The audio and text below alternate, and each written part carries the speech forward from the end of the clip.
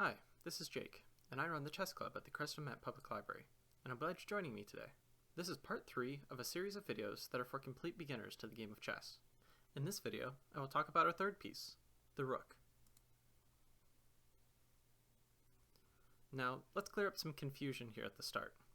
Some people might call the rook a castle due to it kind of looking like a castle. This can lead to some confusion due to a special rule called castling, which I will cover in a separate video later. Just remember that this piece is a rook, not a castle. Each player at the start of the game begins with 2 rooks at the corners of their side of the board. So for white, the rooks start on A1 and H1, with blacks starting on H8 and A8. But let's just focus on white's rooks for now. The way the rook moves is quite simple. The rook moves along files and ranks, vertically and horizontally, up and down, and side to side. It cannot move diagonally. Let's remove one of these rooks and focus on how the rook moves. Alright, let's make some moves. First, let's go to E1.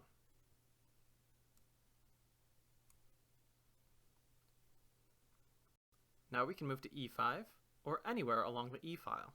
And now to D5. How about we add some pieces and practice capturing? Let's say it's white's turn to move. When attacking a piece, you should look at how many pieces you have attacking that piece, and how many pieces your opponent has defending it. White has 2 pieces attacking the black rook on G5. But black only has 1 piece defending, which is his other rook. Let's play out these captures.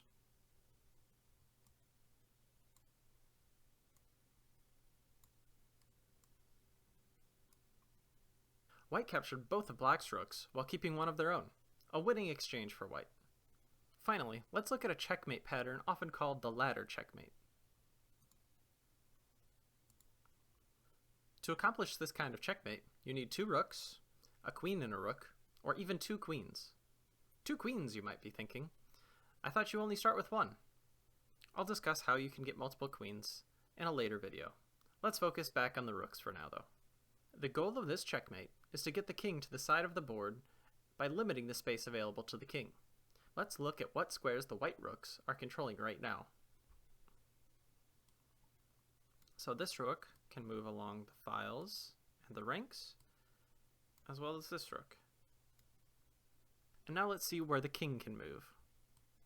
Remember, he can only move in 1 square, but in any direction. It looks like he can move to all his available squares. Let's say it's white's turn, so let's move one of the rooks to limit some of the black king's moves, so he will slowly be forced toward the edge of the board. So now the king cannot move to these squares any longer, and will be forced to move to these squares.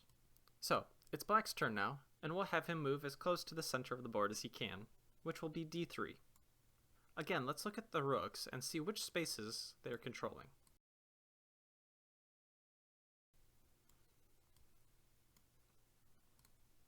So our rook on F4 is preventing the black king from going further towards the center of the board in the upwards direction. But right now our G rook isn't doing anything. Let's utilize our G rook by forcing the king further towards the edge of the board. Now, if we look where our rooks are controlling, the black king, on his turn, can only move to one of these 3 squares because of the squares that the rooks control. So, on black's turn, he's going to move his king to E2. So now, if we look what our rooks are doing yet again,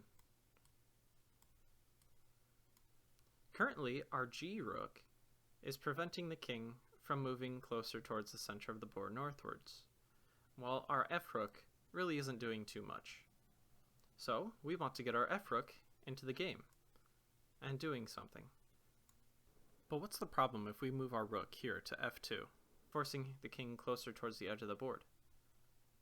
With it being black's turn now, the king can simply capture our rook, so we need to be careful. So on this turn, instead of moving our rook to f2, we'll move our rook away.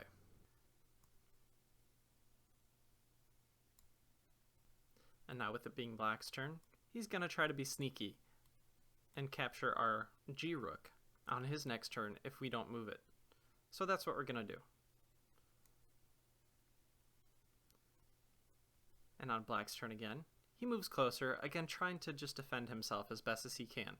But with how slow the king is, he can only move one square on each of his turns. So again, let's look where our rooks are controlling.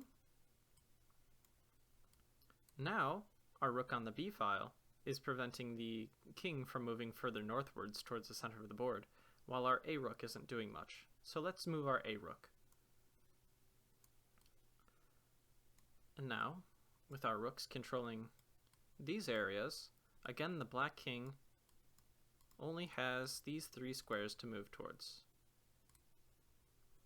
So on his turn, he'll move to d1, and can you find the final move for checkmate? With our rook on a2, the king can no longer move to any of these squares. So all we need to do is cut off these 3 squares, which this rook is in a perfect position to do. Rook b1 delivers checkmate, attacking the king and helping cover all of the squares that the king might want to travel to. The king has no escape. Let's showcase this checkmate again quickly, this time toward a different side of the board. It doesn't just have to be towards the bottom side. Again, this will be quick, so I won't be showing which squares the rooks are controlling. But notice how the rooks move like your hands on a ladder, grasping each alternate rung. It's white's turn. Our first move is rook d7. The black king is forced to move. We'll go rook c8, king b4, rook b7, king a4, and finally rook a8 for checkmate. The king cannot escape. That's all for today's lesson. Next week we'll introduce the first of the minor pieces, the bishop. Thank you for joining me, and I hope you and your king stay safe.